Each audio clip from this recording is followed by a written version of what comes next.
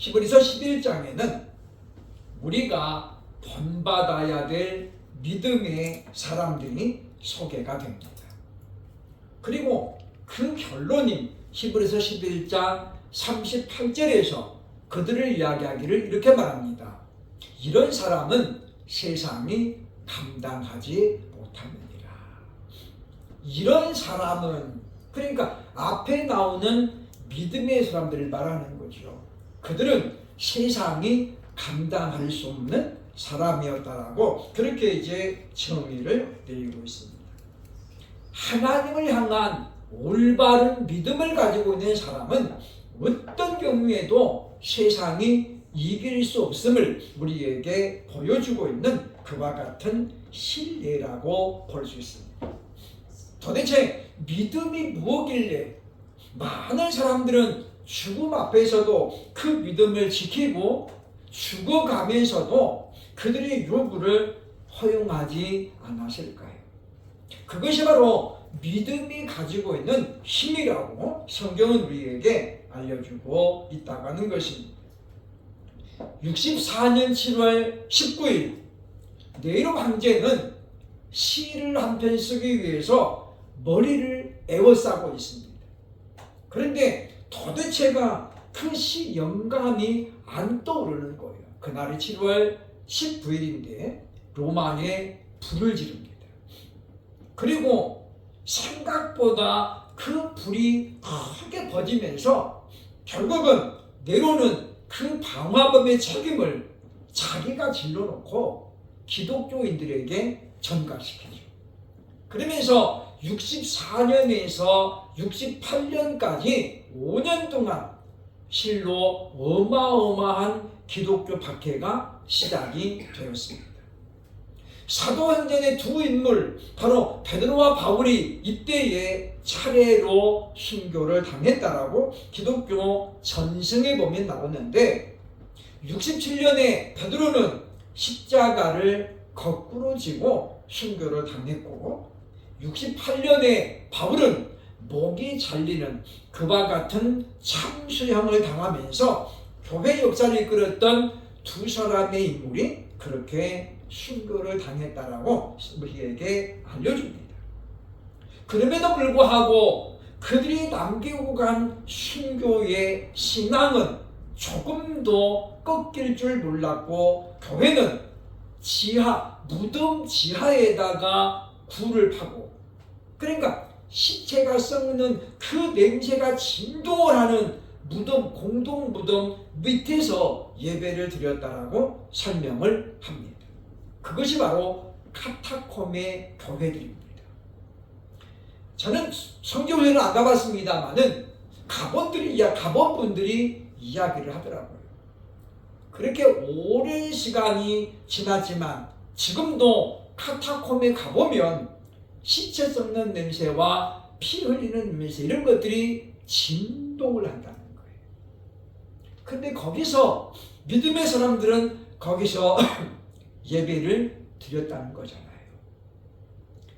지금처럼 에어컨이 있어가지고 통풍이 있는 것도 아니고, 사실 보면 그와 같은 악취가 나는 데서 예배를 드린다는 것은 그야말로 생명을 내거는 것이 아니면 어려운 것이었다라고 많은 분들이 이야기합니다.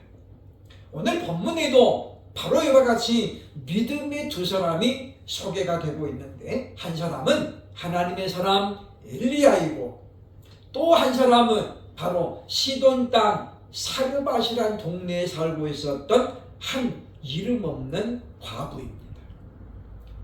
언제 과부가 됐는지 모르지만은 이 과부에게는 아들이 하나 있었는데 3년 6개월 동안 비가 오지 않겠다라는 엘리야의 선포에 따라서 기근이 시작이 됐고, 사마리아에만 비가 오지 않는 것이 아니라 시돈 땅에도 지금 기근이 심해져서 많은 사람들이 식량난에 허덕이고 있을 때입니다.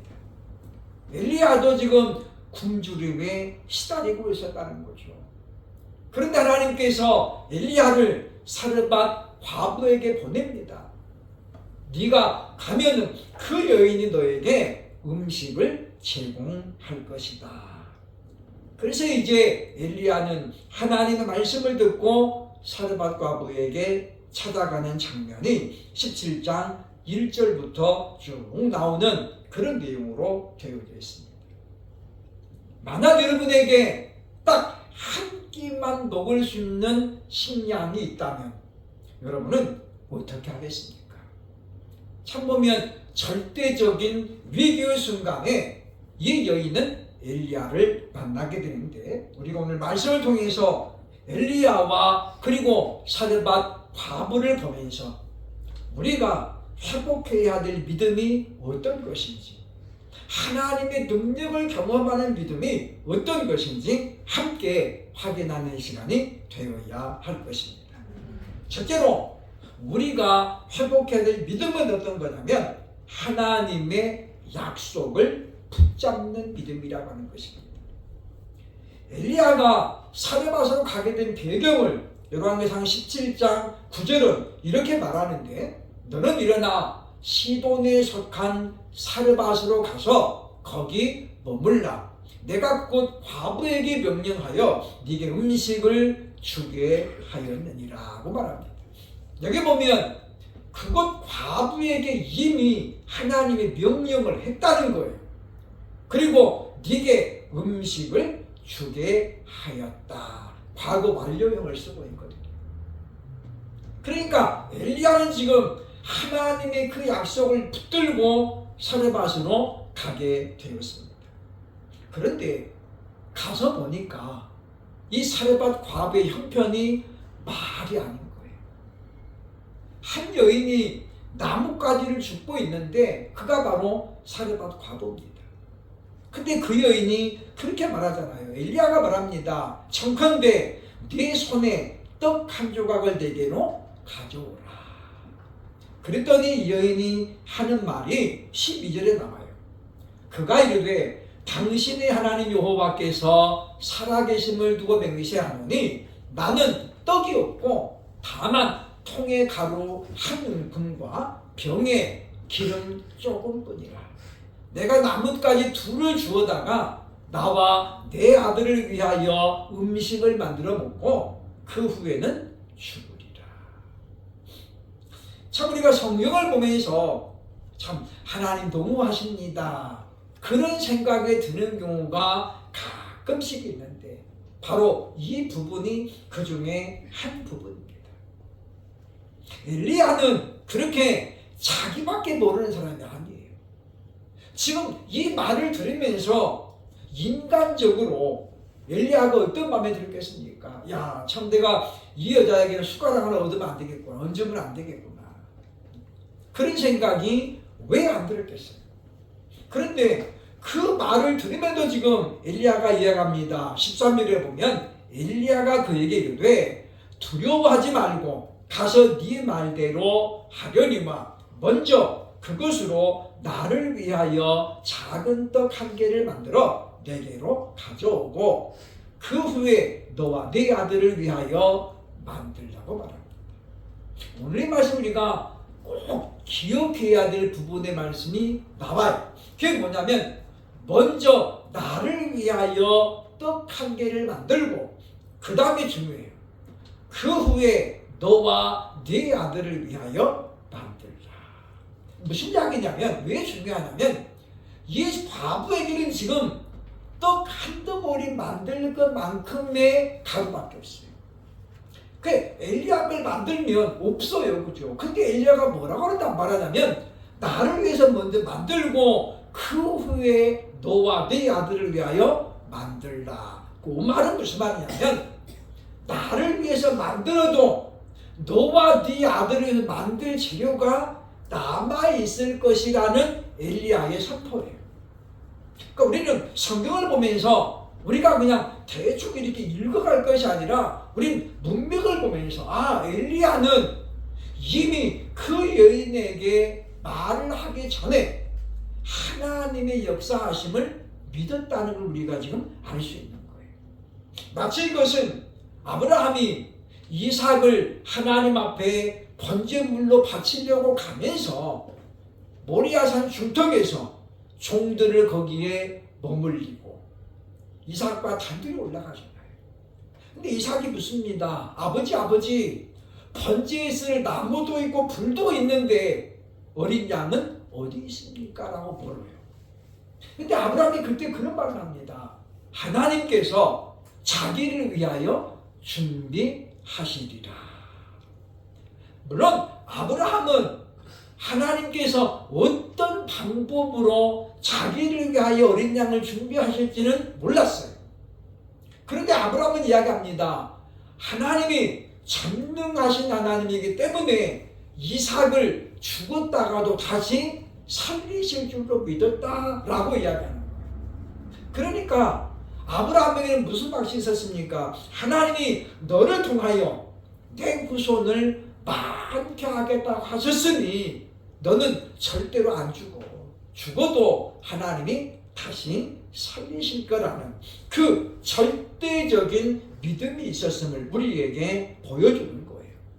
그렇기 때문에 아브라함이 하나님이 자신을 위하여 준비하셨다라고 이삭에게 설명했음을 보여줍니다. 그러니까 지금 같은 맥락에서 엘리야는 그런 말을 하는 거죠. 그래, 지금 너한테 떡 하나 만들 수 있는 그 가루밖에 없는 거 아는데 먼저 나를 위하여 만들고 그리고 너와 네 아들을 위해서 만들어라.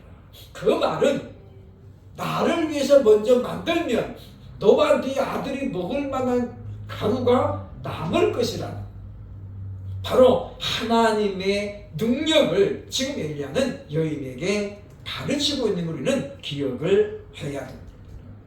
여기서 우리는 우선순위를 다시 깨닫습니다.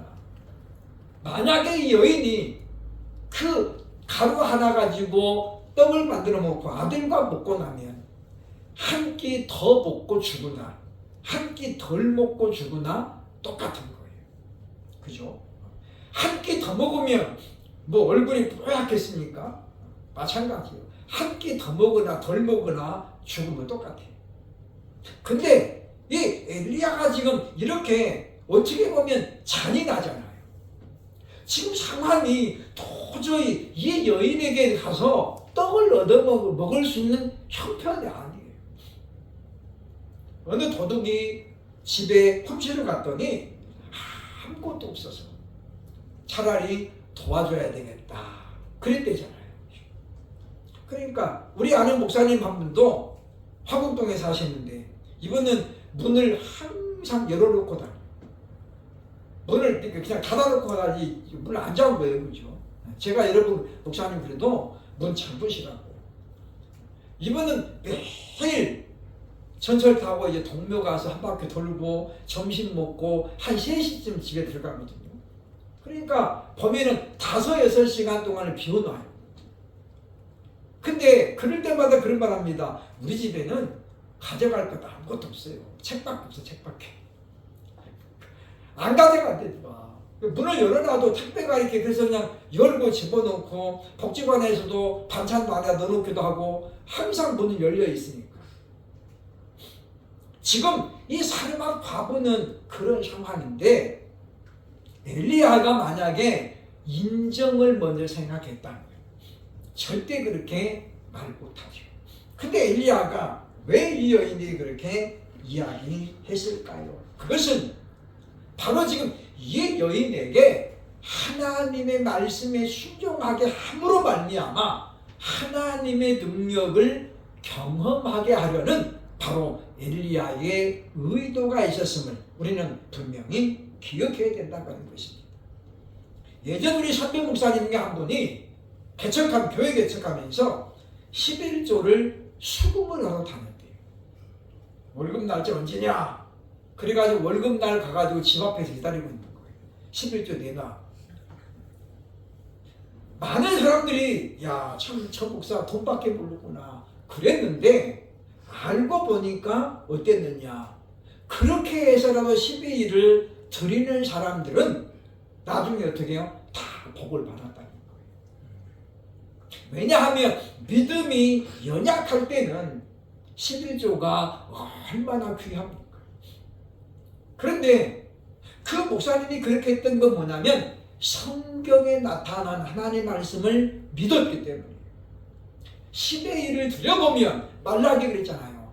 쌓을 곳이 없도록 하나님이 복을 주심하고 하셨는데 이번이 상계동 그 가난한 쪽박촌에서 목회를 하다 보니까 성도들이 다 어려운 거예요. 무허가 판잣집에 살고 지금은 상계동이 완전히 상계동이 신도시가 됐습니다만은 옛날 70년대는 거기가 정말 학고방 봉천동 못지않는 그런 데였어요. 그러니까 이 목사님이 교회를 하면서 성도들을 볼 때마다 마음이 아픈 거예요. 하나님, 저들도 좀 물질의 복도 받아야 되겠고 자식들도 좋은 대학 가야 되는데 어찌하면 좋습니까? 우리 성경을 보다가 성도들이 11조 하게 해야 되겠다. 그래서 욕을 먹는 건 잠시고 그렇게 해서 수금을 다녔대요. 그분이 우리 기도원에 오셔가지고 그때 간증을 하는데 성도들이 아무도 아멘을 안 하는 거예요. 목사님 너무했다. 다 그럴 거잖아요. 지금 엘리야가 어떻게 보면 그럴 거예요. 지금 세상에 지금 가루 한 움큼 이거 마지막 녹고 죽겠다는데 그걸 내놓으라는 거잖아요. 여러분 같으면 제가 여러분의 집에 가가지고 그렇게 하면 목사님 앉으세요 그럴까요? 물론 그럴 수도 있지만 다수의 사람들은 무엇입니까? 오히려 욕할 거예요. 그런데 엘리야는 그것을 두려워하지 않았습니다. 지금 하나님께서 자기를 통하여 이 여인에게 어마어마한 복을 주실 것을 지금 자기에게 보여주셨는데 그러려면 어떻게 해야 돼? 자기가 전해야 되는 거예요. 그래야 이 여인이 순종하고 안 하고는 여인 몫이거든요. 그래서 엘리야는 그런 잔인한 순간에도 하나님의 말씀을 붙들고 나갔던 것을 우리에게 보여줍니다. 이 여인에게 한 움큼의 가루는 마중물 같았습니다. 옛날에 시골에 가면 우리가 이제 펌프질 하는 우물이 있잖아요. 거기 항상 뭐가 있어? 옆에 보면 바가지에 물 한 바가지가 떠 있습니다. 그 물이 바로 마중물이잖아요. 그 물을 부은 다음에 열심히 펌프질을 하면 그 물의 수압과 고무 사이의 벽이 딱 막아지면서 밑에 땅속에 깊이 있던 물이 쏟아져 나오는 거예요. 그런데 만약에 급하다고 그 마중물을 먹어버리면 어떻게 됩니까? 써버리면 그 우물은 이제 쓸모가 없어요. 이 여인에게 이 한 움큼의 이 가루와 그리고 병의 기름은 그런 마중물이었음을 우리에게 보여줍니다. 그 물을 일단은 펌프샘에 부어야 그 다음에 어떻습니까? 그 물보다도 수십 배, 수백 배 많은 물이 쏟아져 나오는 거예요. 그러므로 우리는 하나님의 말씀을, 약속의 말씀을 먼저 붙드는 그런 믿음의 사람들이 될 수 있기를 주의 이름으로 축원합니다. 둘째로 여인은 순종하는 과부의 믿음을 우리가 먼저 회복해야 되겠다고 하는 것입니다. 14절에 말합니다. 이스라엘의 하나님 여호와의 말씀이 나 여호와가 비를 지면에 내리는 날까지 그 통의 가루가 떨어지지 아니하고 그 병의 기름이 없어지지 아니하리라 하셨느니라. 지금 엘리야는 그 말씀을 여인에게 해주는 거예요. 그런데 여러분 생각해 보세요. 그죠? 지금 이 여인이 그 말을 들을 때 무슨 생각이 들겠습니까? 아니 그 하나님이 당신의 하나님이면 나한테까지 왜 왔냐? 영상에 보면 그런 내용이 하나 있지요. 어느 시골 교회 목사님이 동네 사람들을 전도하러 갔다가 사람에게 물어봤어요. 그죠? 어느 교회가 혹시 어디인지 아십니까? 그랬더니 그 젊은 아가씨 2명이 지나가다가 알려주는 거예요. 쭉 가가지고 우회전 해가지고 다시 좌회전해서 쭉 가면 교회가 나옵니다. 그랬더니 이 목사님이 이제 전도를 하려고 그러면서 이야기를 하면서 했어요. 우리 교회 오시면 천국에 가는 길을 알려드리겠습니다. 그랬대요. 근데 아가씨가 뭐라고 그랬어요? 아니 교회 가는 길도 모르는 양반이 무슨 천국 가는 길을 가르쳐줘요. 교회 가는 길을 찾아서 가세요. 그랬다는 거죠. 그러니까 오늘 현대인들은 얼마나 앞뒤 계산이 빠른지 몰라요. 일단은 뭐예요? 계산 못하잖아요. 지금 엘리야의 이 말을 듣고 이 과부가 어떤 생각이 들었겠어요? 하나님이 그런 하나님이라면 당신은 언제 여기까지 왔습니까? 당장에 이렇게 말해야죠. 그런데 이 여인은 엘리야를 통해 주신 말씀을 그대로 믿었습니다. 그리고 어떻게 해요? 신중했다라고 오늘 성경은 말씀합니다. 15절에 보면 그가 가서 엘리야의 말대로 하였더니 그와 엘리야와 그의 식구가 여러 날 먹었으나. 자, 보세요, 그죠? 나를 위하여 먼저 만들고 그 다음에 너와 네 자식을 위하여 만들라고 했던 그 말에 순종했더니 한 번만 더 먹을 수 있는 게 아니라 오늘 본문에 보면 여러 날 먹을 수 있게 되었다라고 오늘 성경은 우리에게 말씀해주고 있습니다. 바로 이것이 믿음으로 순종한 결과인 것을 우리는 발견하게 되어집니다. 근데 우리는 왜 이걸 못합니까? 결국 우리는 너무나 계산적이고 지혜가 있어서 오히려 하나님의 말씀에 우리가 순종하지 못할 때가 있음을 우리에게 가르쳐주고 있다는 거예요.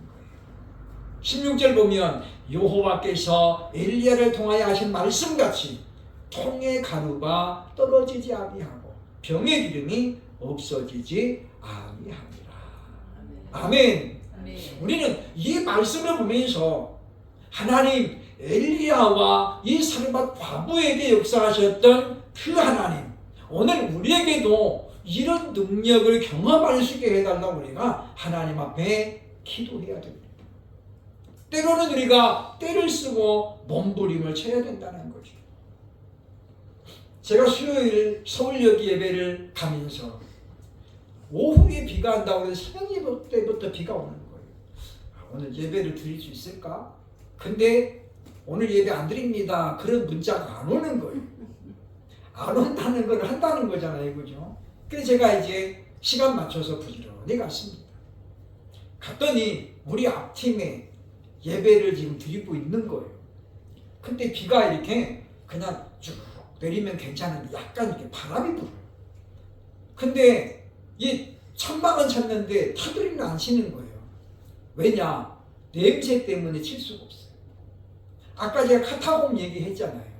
이 노숙자들이 석 달 열을 안 씻는 건 기본이에요. 그러니까 냄새가 말도 못하는 거예요. 그러니까 이 천막을 이렇게 치면 그 냄새 때문에 찬양하는 사람이 찬양을 못하고 설거지가 설거를 못해요. 그래서 그냥 위에만 있고 몇 편은 다 열어놨어요. 왜? 통풍되라고. 근데 뭐가 들어와요? 비가 자꾸 들어오는 거예요. 그러니까 맨 끝에, 이쪽 맨 끝에, 그리고 맨 뒤쪽에는 사람들이 비를 맞으면서 앉아있는 거예요. 그런데 제가 놀란 거예요. 아무도 우산을 안 쓰고 있는 거예요. 처음에는 대단하겠어요. 저 사람들은 어차피 안 씻으니까 저렇게 그냥 비 맞고 좀 있어도 말리면 되나 보다. 그런데 그분들 중에서 예배가 끝나고 절반 이상이 다시 들어오는 거예요. 요구르트 5개 한 줄을 받고 한 절반은 가고 그거 목으로 가는 거예요. 한 절반은 도로에 줄을 서가지고 다시 들어오는 거예요. 그걸 보면서 물론 그분들이 이제 곁에 있던 분은 안으로 들으려고 합니다만은 일부러 곁에 앉는 사람들이 밖에 앉는 분들이 있어요. 그게 뭐냐면 안으로 들어갈수록 뭐가 나요? 냄새가 나요. 자기 몸에서 냄새 나는 생각 안 하고 그래서 이분은 비를 맞아도 그냥 밖에 있는 거예요. 맨 밖에. 참 저는 그걸 보면서 제가 그런 길을 하나님 이들이 육적인 갈증만 느낄 것이 아니라 영적인 갈증도 느끼게 하옵소서. 제가 그렇게 기도했거든요. 그날 설교 중에. 그분들이 그 요구르트 5개짜리 하나 돈 1,000원 받으려고 거기 그렇게 앉아있는 거예요.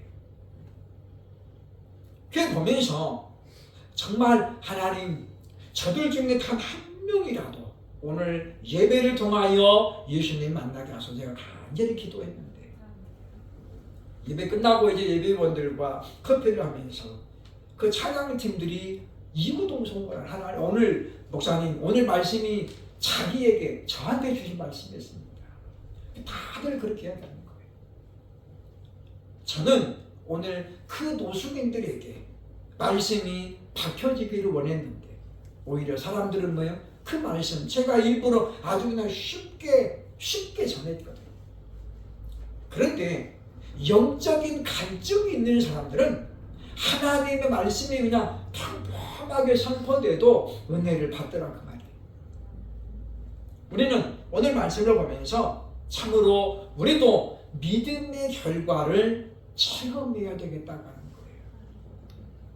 참 어려운 이야기입니다만은 신학교를 운영한 학장님들이 그런 말을 합니다. 요즘은 학생들이 졸업을 해도 개척을 안 하려고 합니다. 자기가 볼 때 저 사람은 좀 이제 물질도도 있고 자식도 다 교회를 다니니까 그냥 개척하면 되겠는데 안 한대요. 그래서 물어보면 자신이 없어요. 자신이 없대요. 그게 뭐예요? 자신이 없는 게 아니라 믿음이 없는 거예요. 믿음이 없는 거죠. 어떤 사람은 모든 것이 갖춰지고 넉넉해서 순종하나요? 이 여인에게 어디 지금 비상식량을 감춰둔 게 아니잖아요. 그게 전부거든요. 근데 지금 엘리야가 참 보면 노멸차게 자기를 먼저 만들어 주라는 거예요. 그리고 남으면 너와 네 자식을 만들어 먹으라는 거잖아요.